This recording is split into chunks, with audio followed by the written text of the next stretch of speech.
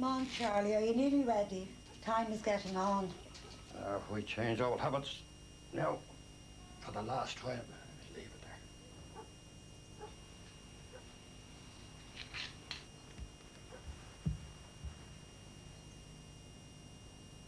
there. Goes a yam.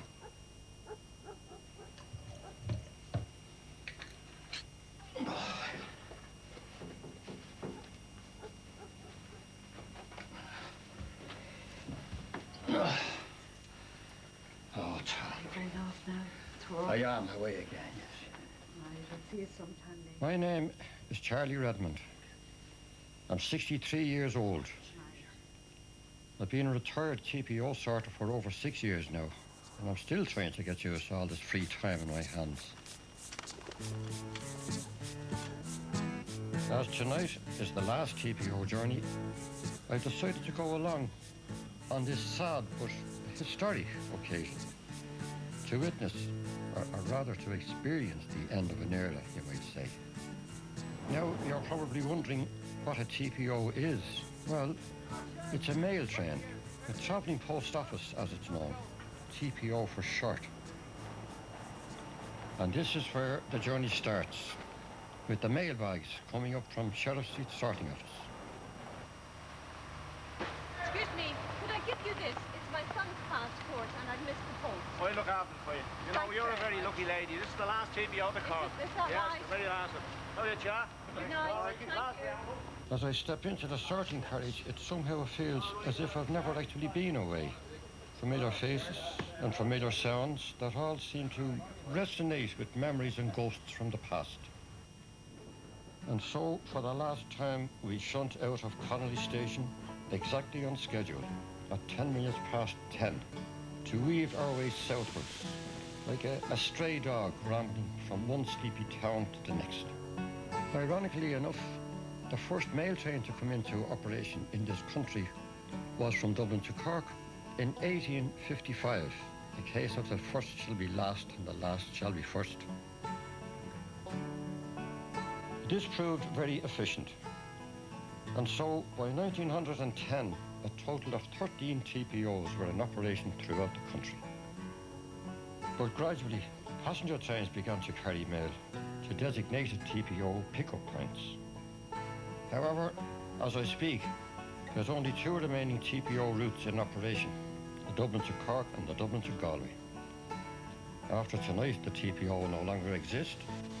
The final historical chapter has reached its conclusion.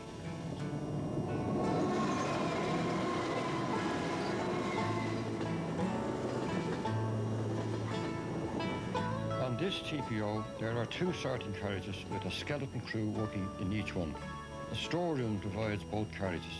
This is where the bags of sorted and unsorted mail are kept. Each bag of mail is brought into the sorting carriage where it will be broken down in priority to approaching stations. There are 7 divisions with 64 boxes in each division. These boxes are known as pigeonholes. Each pigeonhole has a particular destination mark on it. So all in all, there's a huge breakdown of mail.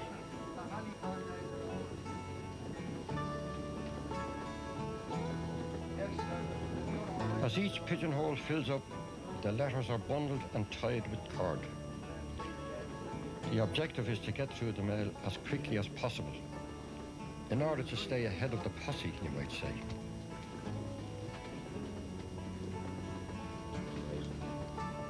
Each bundle of sorted letters is then placed in the appropriate mail bag, ready for dispatch, and the destination label is ticked off.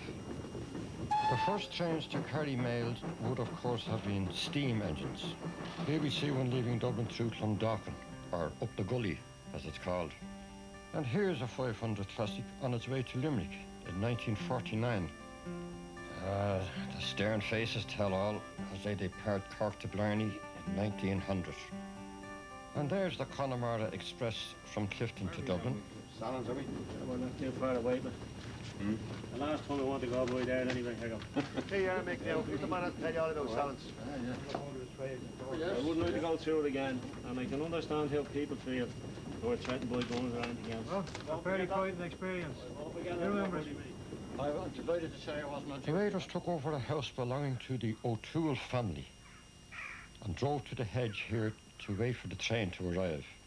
The train guard that night was Mr. Joe Connolly. And there was a man standing on the bank, a figure. Couldn't make out a face or anything. He was all black with a rifle pointing at the van.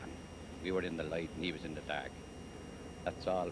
We sat down then, we couldn't move till they were finished. Anyone's after that, Willie? A few grey ones. Well, it wasn't only grey ones, mate. A few fellas went home with bicycle clips. But I opened the window that night, Charlie, and a fella put a shotgun up my head. And he told me to open the door, or he'd blow the head off me. That thing didn't actually take place in Salins, Willie. Sure it didn't. The raid actually took place in a place called Hazelhatch, which is about 16 miles out from Were you Dublin. there, Charlie? I wasn't that morning. No. I wasn't going out of Dublin that morning. Known as the Salins mail train robbery, but it was actually Hazelhatch.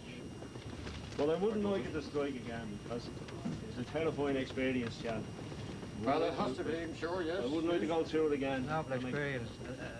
10 or 12 men heavily armed, putting guns to your head, ordering you around, like, you know. And you going home from work, 3 o'clock in the morning, all you want to go home is go home to bed. It was the last of our thoughts we'd see a raid, like, you know. The element of surprise was on their side, of course. Yeah. Well, and anyway, we won't see the likes of it again unless it's a mail robbery tonight because this is the last trip.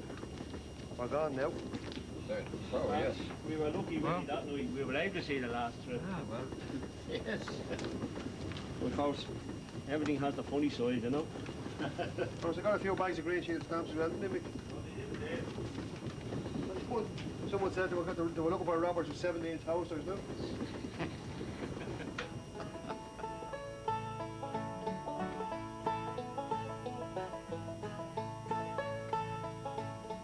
As we rolled into Portlaoise, a strange silence surrounds the lads. The first leg of this final journey has been completed. From now on, it'll be legend.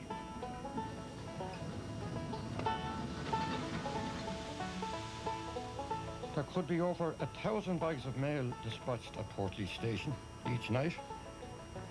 Leo's the postman tonight, and it's his job to throw out all the bags from the sorting carriage.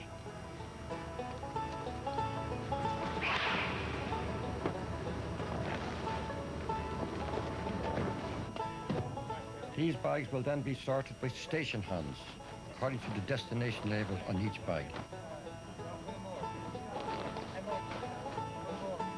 The mail is dropped down a chute to an awaiting post office van. From here it will be brought to an appropriate post office, where it will be subdivided for delivery to its final destination.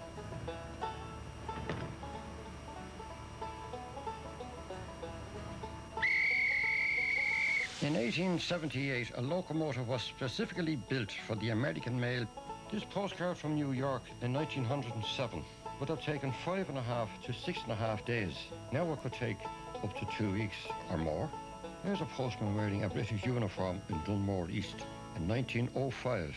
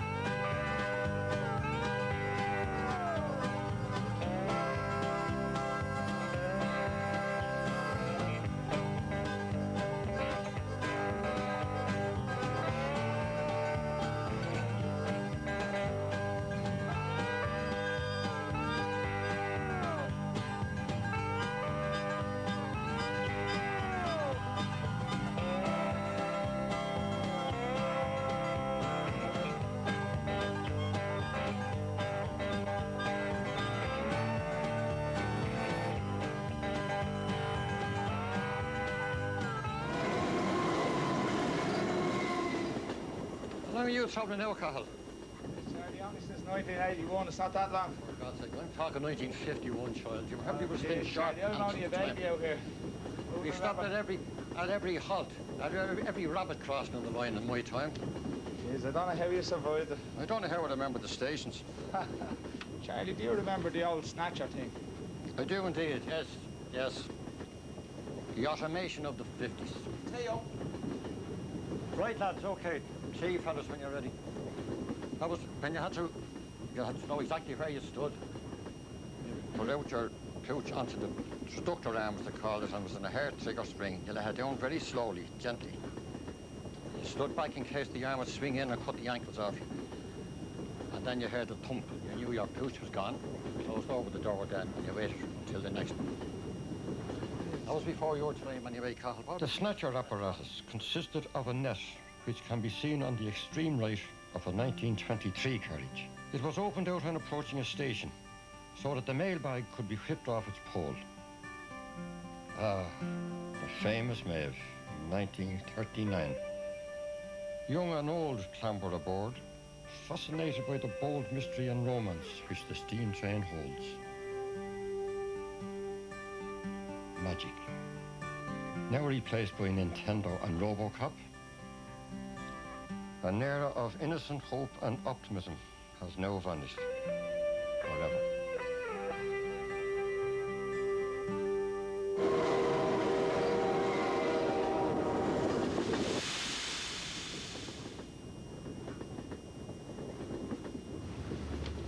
There's levels of a tea, Cathal.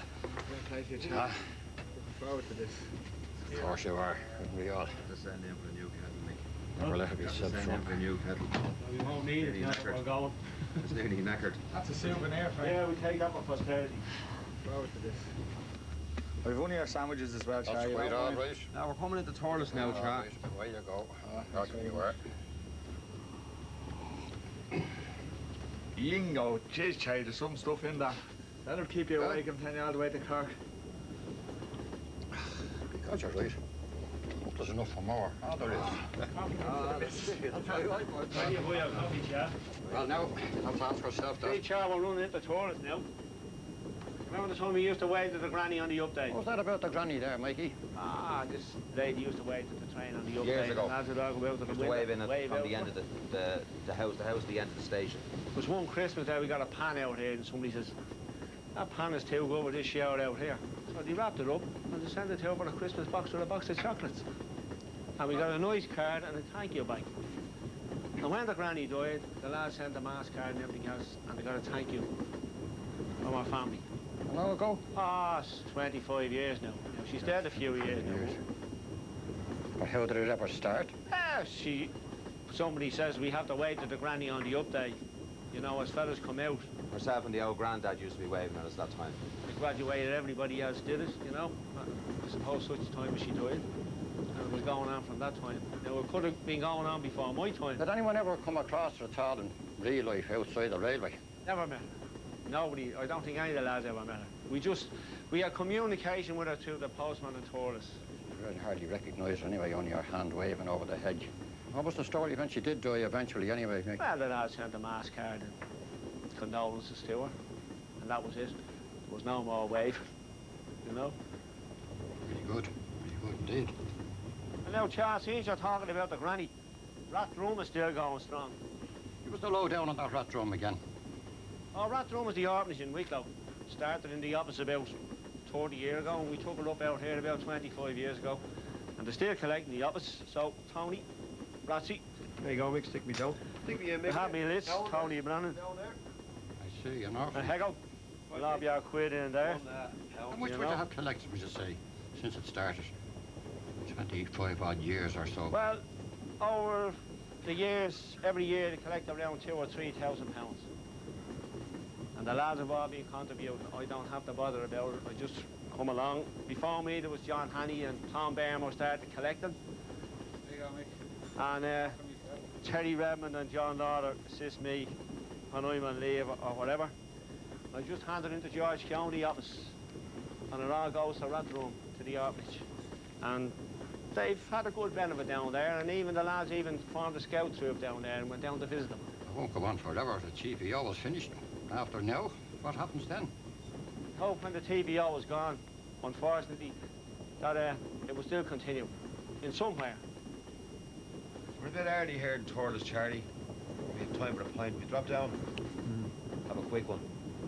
no reindeers in this pub. What?